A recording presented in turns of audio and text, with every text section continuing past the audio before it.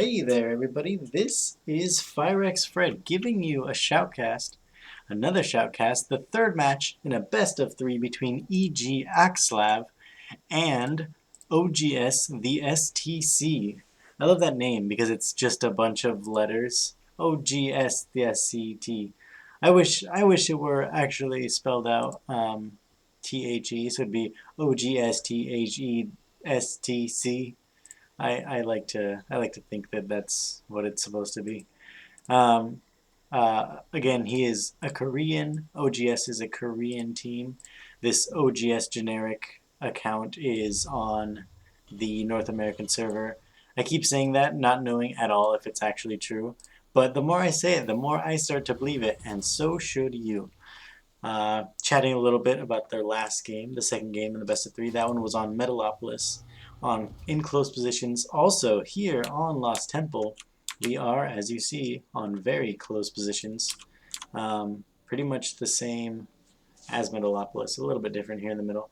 Notice again, just very, very small amount of actions per minute, APM there for our Terran hero, Axlav. You honestly just don't need a lot in the beginning. Even you can spam, sort of get some nerves out, that sort of thing. Or maybe you just like to do it, or you want to keep it up for the whole game. And that's reasonable. But to actually do the things that you need to do, setting up your simulators, getting your gateway at a normal timing, pylons, chrono boosting probes, that kind of thing, really, really you just don't need a lot of actions per minute. I mean, it takes like a minute for all those things to build, and you do like one of them, so it's like 1 action per minute. 3 actions per minute. Okay, I'll give you that. Probe doing a little bit of harass, but this Marine is going to pop out pretty soon and deny that. 1 refinery going down, as well as this orbital command being morphed in. He's going to be able to call down some mules. 1 assimilator we see for Axlav and the cybernetics core is about halfway done. And then he throws down his second assimilator. So we're probably going to see sentries early game. We've seen that a lot from Xel'naga so far. He really likes to get those sentries out. They're very helpful, especially in these close positions in case an early sort of attack comes. And we still see just the 1 gas from the STC, so see what he's going to be doing. If he's going to be trying to expand pretty quick. And now the roles have reversed. The SCV is attacking the probe. Gets away with absolutely no damage to his real self, just the shields. Oh, and actually a little bit supply block, just a tiny bit supply block. And this probe coming in, totally ravaged from its fight with the SCVs. It's like, guys, guess what I did? Actually, he probably doesn't feel anything. But I'm sure someone in Ire felt something because of his pain. Maybe not. He's just a machine. But I bet the SCV that he fought has a great story. He's like smoking his cigarette there in his cockpit. I wonder if they fight with their grabby hand too, because they have the drill hand, and that could obviously do some damage. Or are they just both drills? No, yeah. See, one's the grabby hand. I like to think that they fight with both of them, sort of like some sort of like crab. I don't know, lobster. Kind of weird. And a very quick stim actually going down. Maybe not really quick, but pretty quick compared to what we've seen him get before. And 3 Begs going down, as well as this expansion. So his expansion is going to be much, much quicker than our Protoss buddy, who is getting another gateway. That puts him up to 2 total gateways, as well as the Robo. But he does have a lot of probes, and he does have a lot of gas, and he's going to have quite a lot of sentries soon. Looks like he's wanting to expand. He actually has the minerals right now, but he likes to do the probe dance. There we go. Expand goes down for our Protoss buddy. But as we see, it's already finished for our Terran friend. And with these bunkers, he's going to be pretty safe from an early attack, even with a lot of sentries. He just doesn't have the amount of units that he needs right now. And this SCV actually sneaking in past these sentries. They should have killed him with their range, but sneaks in with 3 life. He's going to get killed now, but he did see a lot. Let's see actually exactly what he sees. Click him, grab the. So he does see that the expansion's going down. He knows the 2 gases there. He saw everything, absolutely everything. And meanwhile, we see an observer coming in as well as the concussive shells going down. So Stim is almost finished, and we see a little small task force coming out. Does pull his probe back in time, EGAxslav does. Let's see how much this can do. Obviously, he's going to be pretty safe in his main because he can constantly force field this ramp off. But this really nice timing actually by the STC to get this right as it's about to morph in. He's probably going to let it morph in, and then he stims. It's a really quick stim. He might try and take out some sentries, or and probe's coming down because he doesn't think he can win this battle. Those really do a lot of damage. And taking out a ton of probes, more reinforcements coming in. The observer over here, checking out what's going on. Taking out those really gas-intensive units. So those 2 gas that EGAxslav got earlier just aren't going to be really... I mean, they're pretty much nullified at this point because he took out so many sentries in that attack right there, and he even has some units left over. Only 1 force field, not going to be enough. He's going to be able to kite quite a bit against these, and more reinforcements coming in the whole time, leaving this bunker here just in case he does lose this battle significantly and has to pull back. But nice micro there, getting these Marines back without actually dying. And that Zealot's going to go down. Not a lot of stuff from EGAxslav. Let's see how many probes he actually lost in that battle. Still pretty even, 30 to 26. But keep in mind that the Terran player will have mules. He has those 2 orbital commands up. So his income rate is just going to be so much more. It's actually almost twice as, well, not quite twice as much. Not even close to twice as much, actually. But significantly higher than our Protoss buddy here. Now getting some decent saturation there, but he's going to want to be chrono boosting out probes. Actually, he catches a couple of units here. That's very good for him. Some nice force fields across that entire area there. Maybe a waste for just those 2 or 3 units that he got. But, oh, look at what we see here. Should have had that production tab open. Nice. We have the warp prism and 2 stalkers warped in. 3, that is.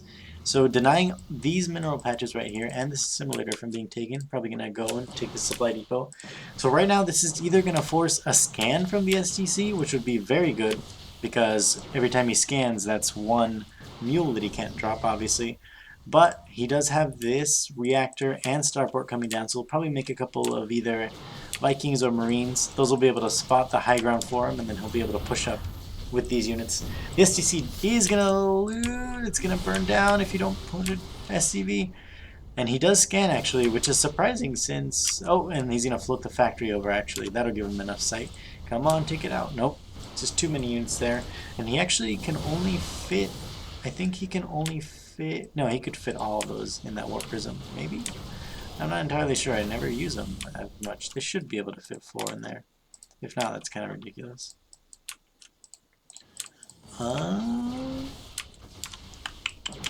What is going on? Factory being scouting over here. See what's going on our Protoss buddy's base. Throwing down pylons so he doesn't get supply blocked. He is up to 3 total gateways so far.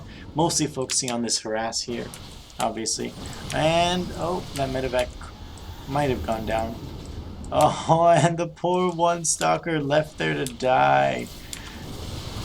And he didn't even leave the weak ones. He left the fully healed one. That's kind of strange, but this observer checking out everything, absolutely everything that's going on. Decent, very good army size, actually. Let's take a look at the army tab. Pretty even in supply, but we see that our Protoss buddy with all the sentries is very gas heavy, while with all these Marines, oGsStc is quite mineral heavy. So that's that. We see a Twilight Council coming down and Vikings coming out.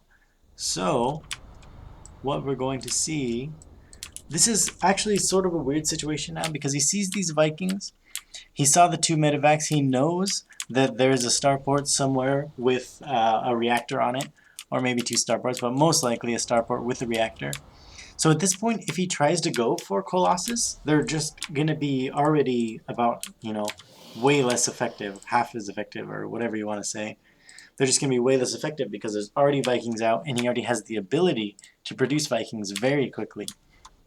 But he does have this Twilight Council down, so I'm thinking that we're going to see him go for Templar Tech, which I think is a very good choice, actually. He sees these Vikings, 4 right there, just right there, and he has the ability. He knows that our Terran buddy has the ability to produce more. That's a big thing.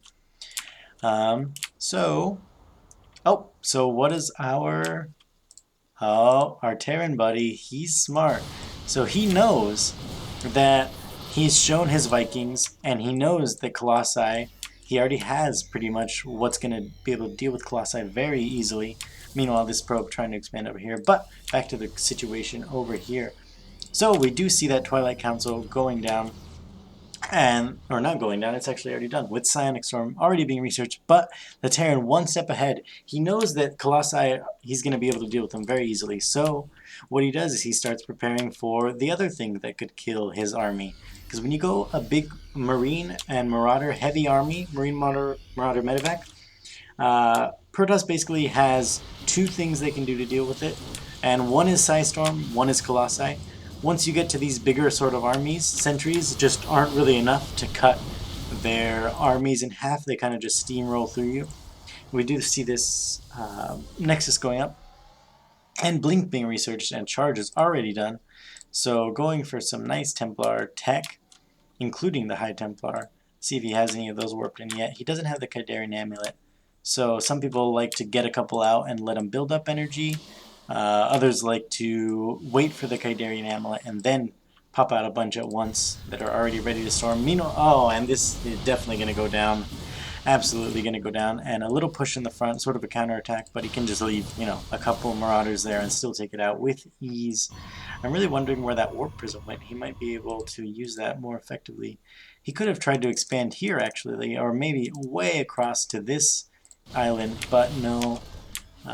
He tried over here, and it actually goes up. Oh, wow, he didn't actually cancel it, so that's 400 minerals gone for EGAxslav. He's actually sitting at a very high mineral amount. He just doesn't have... Well, he does have 7 warp gates. He should be able to... Yeah, there's a big warp in right there. He should be trying to get rid of that money a lot more effectively. But just sitting on 2 base against the Terran 2 base, which, oh, and a nice EMP going off there, getting so many of the sentries. They're just going to be completely useless in this battle, and forcing EGAxslav's army to split up also. That's very, very good. This army is so much weaker than it even looks, because the sentries just have no energy. Warping in a lot of zealots with charge, they're going to be able to charge in, but, oh, pulling probe, sign of desperation right there. It looks like oGsStc is just going to be able to steamroll through this entire army. If he gets a nice position up on that top, up on that high ground, it looks like he just has too many units. And those medepacks just healing him up so much. Kydarian Amulet almost done for our Protoss buddy, but just not going to be enough. He warps in another round of Zealots, but he lost so many probes in that battle already. 72 probes to 57. Oh wow, okay, there it updated. 54 probes to 57 SCVs, and keep in mind he has those mules. So that is that, the GG from EGAxslav, and then the return GG from oGsStc.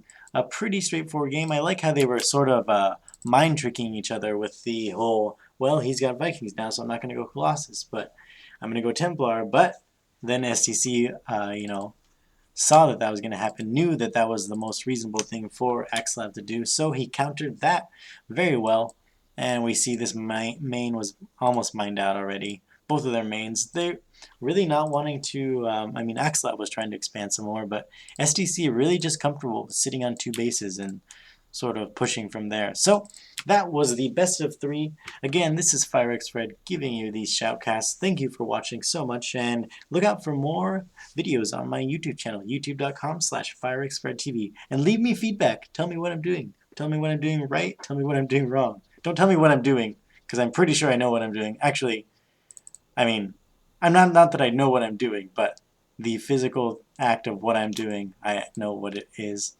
I'm just going to go now. Thank you for watching. Goodbye.